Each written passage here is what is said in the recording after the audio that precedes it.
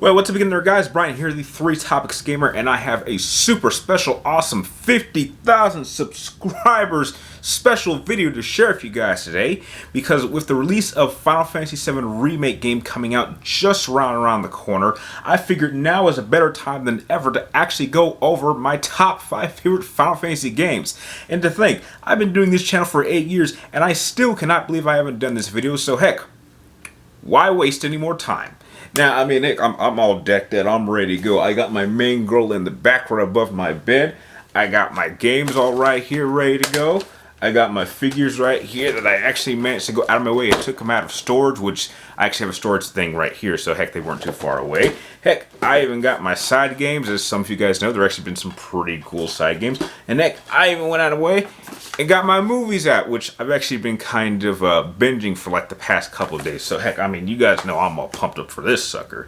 Now, before I actually get into my ranking of the top 5, or technically my top 5 favorite Final Fantasy entries in the franchise, please do not forget, if you haven't already, do not forget to give this video a thumbs up and press the subscribe button, because every subscription really does count. Help us get us closer to our end of the year goal, which I think is possible, but heck, we might end up failing, but heck, we might not. I might surprise myself. Now, before I get into my ranking, please, I'm just letting you guys know right now that we are going to be sticking to the main numeric entries in the franchise. So we are going to be sticking with just games 1 to 15. However, if you guys would like me to do a top 5 entries in terms of the side games, I'm more than happy to do that. So just let me know about that in the comments down below. And remember, this is my list. Do not take it personal if there's an entry on this list that is either ranked in a specific position or it's not even mentioned at all, because at the end of the video, I will be more than happy to hear your guys' top 5 favorite entries in the Final Fantasy franchise in the comments down below. So without wasting any more time, let's jump right into my personal ranking of my top 5 favorite Final Fantasy games,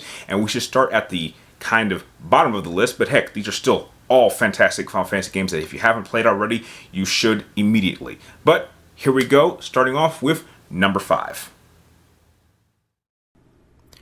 Ranked 5th on my list, ironically, is going to go to perhaps the most underrated and underappreciated entry on my list, and that is Final Fantasy V. Now, if I could describe Final Fantasy V with a single word, that word would be ingenuitive, because there's a lot of gameplay aspects that were presented here that I believe are handled best than most installments in the franchise. Starting off at the top is with its story, and out of any entry on my list, Final Fantasy V has a heavy use of importance of crystals. The use of crystals has always been an important element of many of the early Final Fantasy games, but I believe that Final Fantasy V handles it the best. Now, other elements of the gameplay story that helps Final Fantasy V stand apart in my eyes is that there is no definitive main character. Now, some might say that Bartz is the main character, but if you really break it down, all of the primary playable characters provide an equal amount of importance to the progression of the story, which most Final Fantasy games are unable to pull off. I believe that the antagonist X-Death unquestionably has one of the coolest looking designs for any boss has had in the franchise's history. I believe that Goloff, if I'm saying his name right, perhaps has one of the most badass sacrifice scenes in the entire franchise. And when it comes to character dressing up as the opposite sex, Final Fantasy V actually manages to handle this aspect properly with the character Ferris, and it is handled with such respect to the character that it actually has a purpose and adds to the character's development, and does not go out of its way to absolutely humiliate and flat out disrespect a primary character. Some of you guys in the comment section know exactly who I'm talking about, and I was pissed off about it when I was a kid, and I'm probably going to be more pissed off about it that I have to experience it again as an adult in high definition. But let's not get angry about this. When it comes to its gameplay, Final Fantasy V sticks to a rather simple JRPG system with a good amount of exploration and combat. But what really puts it ahead of other entries similar to its gameplay style is its job system. Now, job systems were nothing new in Final Fantasy up to this point, but what is new was your ability to actually master job classes in this game. When you decide to master a specific job class, you then have the ability to permanently learn a unique ability from that class and still be able to use it when you chose to switch job classes for a specific character. This encouraged the player to master as many job classes as possible. That way, when you selected your personal favorite, you had the advantage of being able to use abilities that were exclusive to other job classes. Therefore, you were never forced to have to limit your characters to sticking to one specific job role for the majority of your time playing this game. Overall, if anyone was looking for a classic entry in the franchise to play that came out before the 3D era, then Final Fantasy V would be very highly recommended on my list. Ranked 4th on my list has to go to Final Fantasy VIII, and from what I've heard over the years, this game has become a rather divisive entry in the franchise, with a good amount of people who, like me, really enjoy the game, and others that don't like it and believe that the game's plot makes absolutely no sense. Now, when you take into account that this game really came out during a period of time where Final Fantasy as a franchise was at its most popular, and the fact that in my eyes it does serve as a worthy follow-up to the highly successful Final Fantasy VII, then I don't think it would surprise many of you for why I think very highly of Final Fantasy VIII. Now, unlike most entries that simply want to make small changes when compared to its predecessors, when it came to jumping from Final Fantasy VII to VIII, Square made a number of major changes that really helped grant Final Fantasy VIII its own unique identity. The story in its simplest form revolves around a young group of teenage mercenaries that are trained to battle a powerful sorceress who has a connection to a powerful entity who has the power to manipulate time and space. And that's really all I wish to say about the game's plot without spoiling too much. Now, unlike Final Fantasy V, Final Fantasy VIII does have a definitive main character in Squall Leonhardt, and for the longest time, going back to when I was even a kid, I always held him on par with Cloud Strife from Final Fantasy VII, and being unable to decide which character I thought was better. But due to some recent changes that have taken place, I think I can finally break this tie and officially place Squall ahead of Cloud on my list of favorite Final Fantasy characters of all time. Now, if you dig a little bit deeper, the gameplay in its simplest form is somewhat familiar to longtime fans, but it is somewhat different. One of the biggest changes that was added to the gameplay style of this game is how you acquire magical spells. Instead of being able to learn abilities naturally, as most games would allow you to do, you instead have to actually draw quantities of spells from enemies that you will face in battle. The junction system also works really well with your stats, allowing you to connect spells and summonings to specific characters to grant them combative boosts. There are several side quests that you can take part in, some minigames that can be quite challenging, and also, in my personal opinion, it has my second favorite overall soundtrack in the entire franchise. With the Final Fantasy VII Remake looking to be very successful when it finally releases, I believe that Final Fantasy VIII should be the next entry in the franchise to get the remake treatment, which is why I would place it 4th on my list. Ranked 3rd on my list has to go to Final Fantasy VI, which many older Final Fantasy fans like myself would consider it to be the greatest Final Fantasy game of all time. And while I personally understand why they feel that way, while I do not feel that Final Fantasy VI is my personal favorite, I do consider it to be my favorite Super Nintendo video game of all time. Now, Final Fantasy VI came out during a very bizarre time in the franchise, as by which a number of installments in the franchise had not been released yet here in the States. So for the longest time, those of us here in the United States simply called it Final Fantasy III.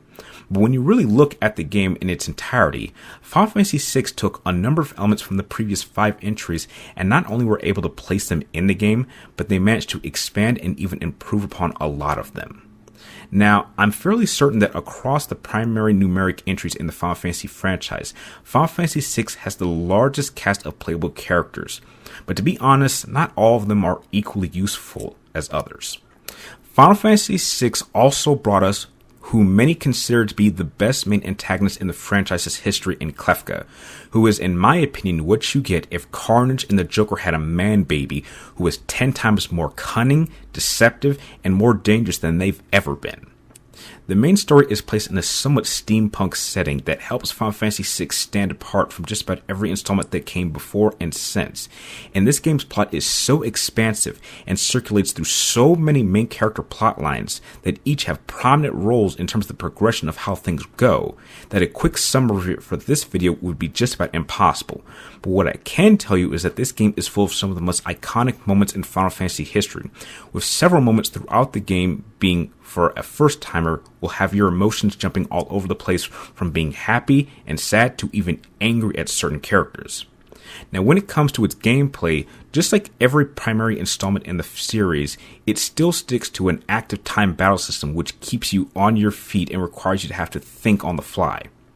When it comes to the combat, the reason why I would pick it over, say, something like 5 is due to the fact that each character has a specific function that is key to them specifically. Not so much as jobs, but much more like exclusive combative functions.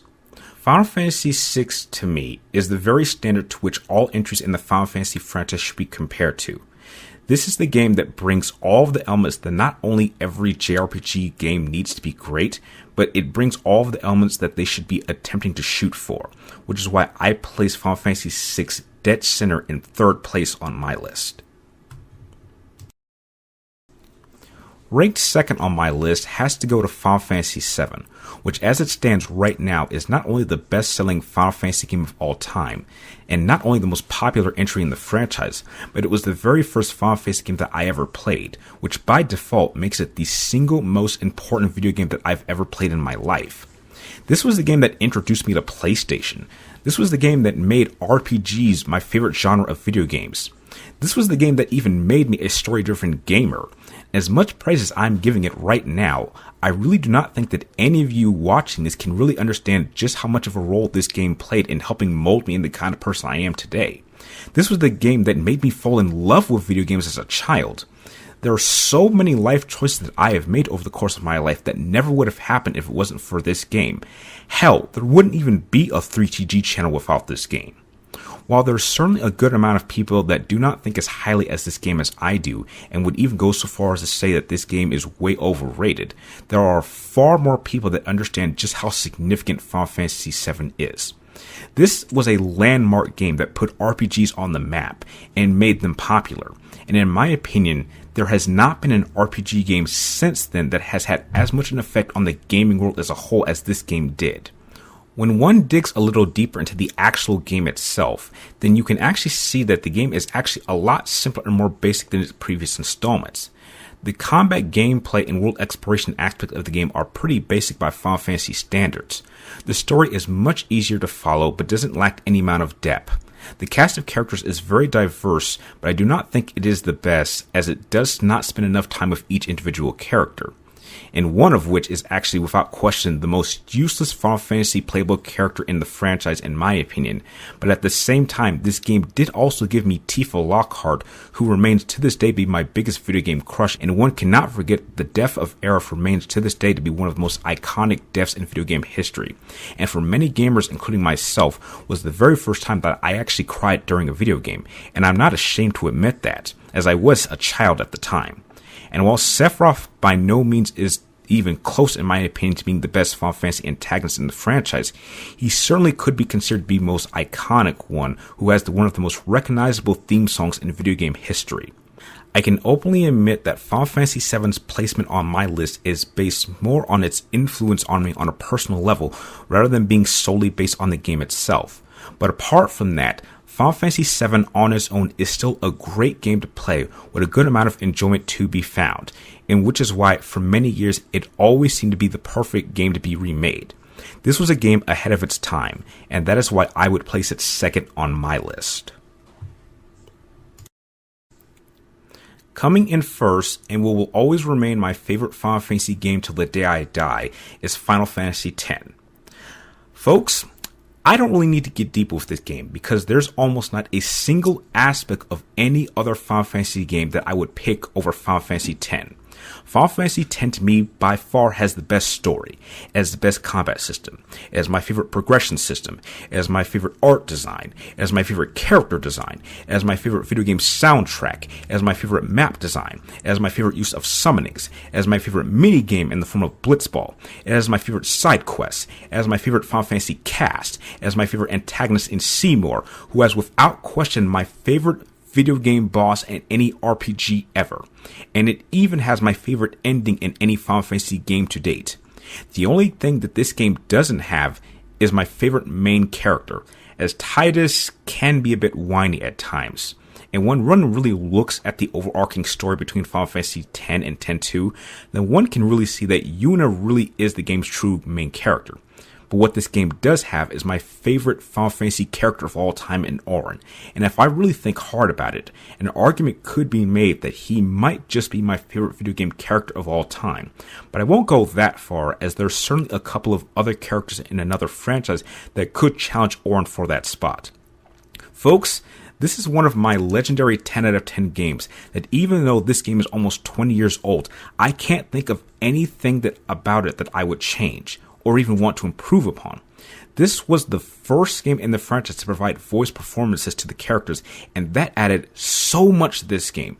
Even the awkward moments I really enjoy. I have played this game more times than all other Final Fantasy games combined, and out of any Final Fantasy game out there, I hope that Square never, ever makes a remake for this game, as it is just fine the way it is. Even when one takes the sequel Final Fantasy X into account, and while that game is not nearly as enjoyable as Final Fantasy X, in an overall sense, I don't really see that game as hurting this game in any way.